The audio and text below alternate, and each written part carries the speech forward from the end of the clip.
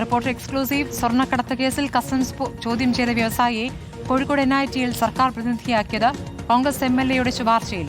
July 21-ന് Ponnani MLA KP Naushad Ali Laheer മുഹമ്മദിന്റെ പേര് വ്യവസായ മന്ത്രി PK കുഞ്ഞാലിക്കുട്ടിക്ക് നൽകി. പിന്നാലെ നിയമനം നടന്നു. കത്തിന്റെ പകർപ്പ് റിപ്പോർട്ടിന് ലഭിച്ചു.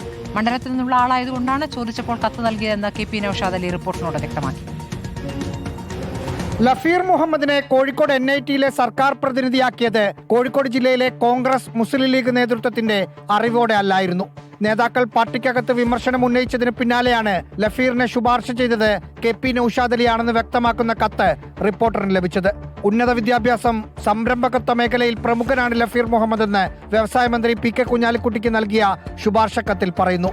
സ്വർണ്ണക്കടത്ത് കേസിൽ കസ്റ്റംസ് ചോദ്യം ചെയ്ത വ്യവസായിയാണ് ലഫീർ. എന്നാൽ മണ്ഡലത്തിൽ നിന്നുള്ള ആൾ എന്ന നിലയിലാണ് ശുപാർശ ചെയ്തതെന്ന് KP നൌഷാദ് അലി റിപ്പോർട്ടറിനോട് പ്രതികരിച്ചു. ലഫീർ നേരിട്ട് വന്നാണ് ശുപാർശ കത്ത് ചോദിച്ചത്. നിയമനത്തിൽ തനിക്ക് പ്രത്യേക താല്പര്യമില്ലെന്നും നൌഷാദ് അലി പറഞ്ഞു. റാഹീസ് റഷീദ്, റിപ്പോർട്ടർ, തിരുവനന്തപുരം.